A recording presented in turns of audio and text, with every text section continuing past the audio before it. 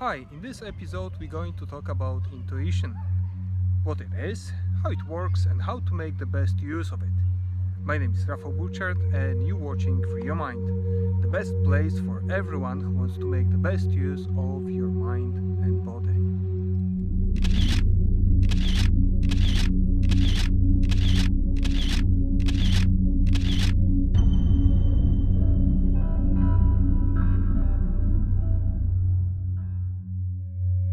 Before I start describing what intuition is, I need to highlight that there is no scientific proof what intuition is or what subconscious mind is, nor karma.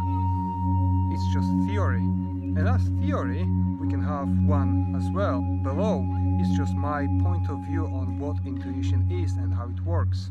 If you have different point of view, or if you want to share with your suggestions how intuition works and what it is, please put your comment below. What intuition is? Intuition is a voice from subconscious mind. This is the way how subconscious mind is sending information to you. Subconscious mind is scanning the environment using your senses and records everything inside your mind, like on the tape. And subconscious mind records all the information that comes from outside through the prism of your beliefs, values and feelings at the time of the event. There are many different ways how subconscious mind is communicating with you. One of them is intuition. Moreover, subconscious mind has access to all the information that is stored inside your mind already, and has access to the all data that is coming inside your mind and subconscious mind through your senses without any disruptions. And this is very important concept because as our conscious mind can only get access to a fraction of the sensory experience and a fraction of our memory at the time. So now back, let's talk about intuition. Intuition works all the time, even when you are asleep, in the same way as subconscious does. Intuition is a messenger of your subconscious mind, so it's sending you different signals and information in the form of feelings. You might feel anger, you might feel scared, or you might feel that you like something or you don't like something. Second, the subconscious mind is sending you information through your intuition as well in the form of information. So this is a moment of eureka or satori moment when suddenly you're getting a solution to your problem. And the third one is in the form of urge to do something, like I need to call somebody, or I need to do something, or I should stay away from something or somebody. So the intuition is a messenger of your subconscious mind. And as I said before, our subconscious mind is communicating with us not only through the intuition. To summarize, your intuition is a messenger from your subconscious mind.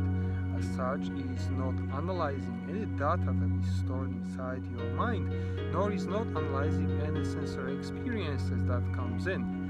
Intuition is just conveying information that comes from your subconscious mind.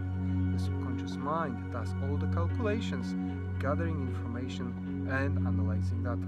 So the question is intuition always right? No, it's not right, because it depends on the information that is stored in your subconscious mind. And as I said before, subconscious mind is analyzing all the data. Intuition is only a messenger. And the information, the quality of information depends on the quality of information that are stored inside your subconscious mind. So if the information is outdated or incorrect, you will get as well incorrect information via your intuition. Additionally, subconscious mind records all the information through the prism of your belief system, value system, and of course emotions at the time when the record was completed. So the information that are stored inside your mind might not be true.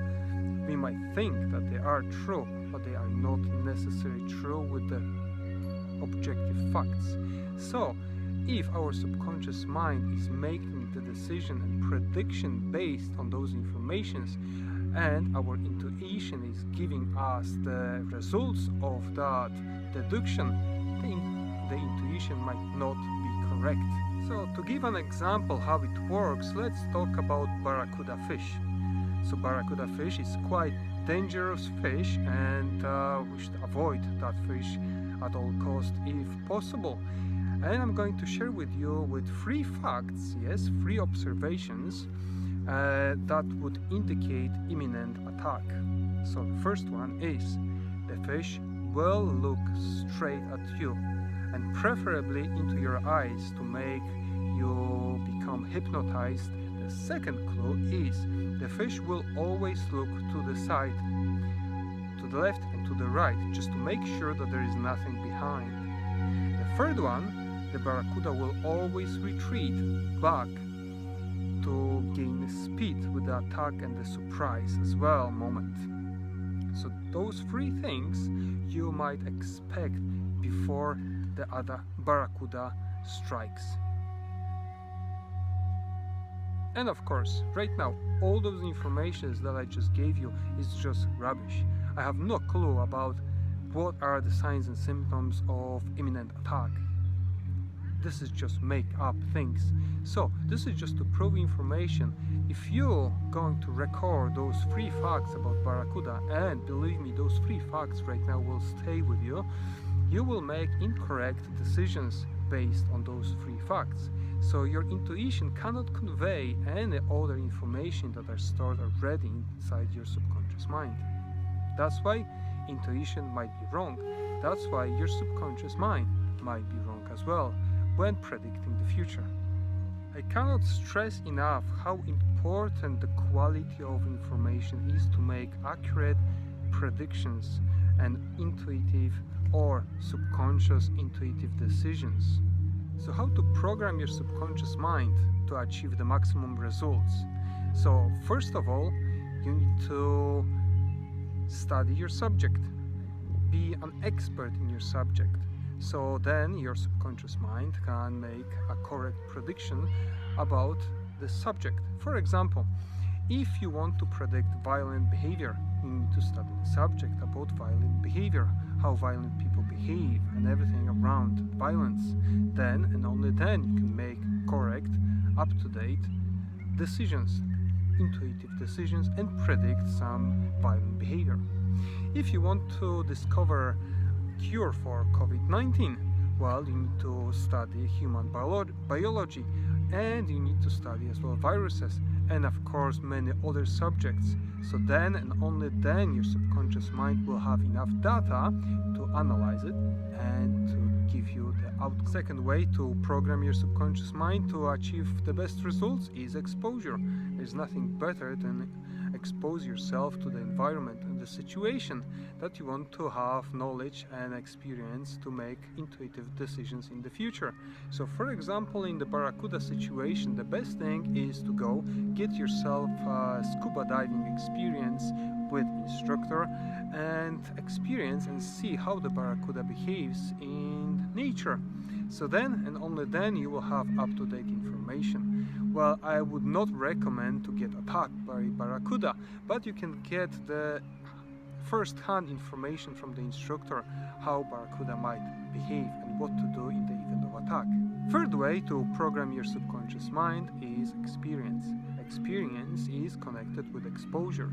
If you expose yourself long enough to the situation or the environment, you will get enough data for your subconscious mind to predict the future in the correct way. Thus, your intuition will be correct most of the time. Yes. I guess you right now have doubts about the quality of information in your subconscious mind, but don't worry, you can still use your subconscious mind and you can still use your intuition, because your subconscious mind actually is dealing with 95% of your daily activities.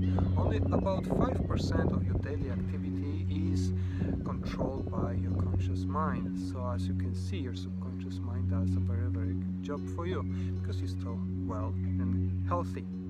Additionally, your intuition and your subconscious mind goal is to keep you from harm. So your subconscious mind will send you information for your intuition to keep you that way. For example, you're walking down the street in the middle of the night and you suddenly becoming scared. Your subconscious mind is sending you signal through intuition that you are in danger. You should always listen to that kind of signals and you should remove yourself from the situation. Now, but let's for a moment ignore this sound and ignore the signal from your subconscious mind. And after a couple of minutes, we can discover that the sound of a cat walking through the bushes. In this example, your subconscious mind had not enough data to distinguish how human being and the cat sounds like in the middle of the night in this environment going through the bushes. So your subconscious mind sends you the best and the safest solution. Remove yourself from this situation. You are in danger because there is a possibility that there is someone hiding. In this situation, when you're experiencing sudden sense of fear, you should be always quite attentive because this is a survival sound from your intuition. Well, actually from your subconscious mind conveyed via intuition. So if you're feeling scared, don't ignore it. If you feel curious, don't ignore it. If you have some feeling that you dislike something or you should not be there, don't ignore it. Always listen. It is better to be safe than sorry. Talk about practical tips how to use your intuition and how to use your subconscious mind. So the first tip is listen to your intuition, and the intuition sound will always surface before your critical conscious mind kicks in, because your subconscious mind thinks much faster than your conscious mind. If you find yourself arguing or denying your feeling or thought, stop and rewind, because your subconscious mind, your intuition, is not going to argue the case. It's just going to send you the signal or feeling. Only your conscious mind is going to argue the case to prove that you should not do that, you should not go there, or you should not feel that way. So actually, your conscious mind will try persuade you that the intuition is not right.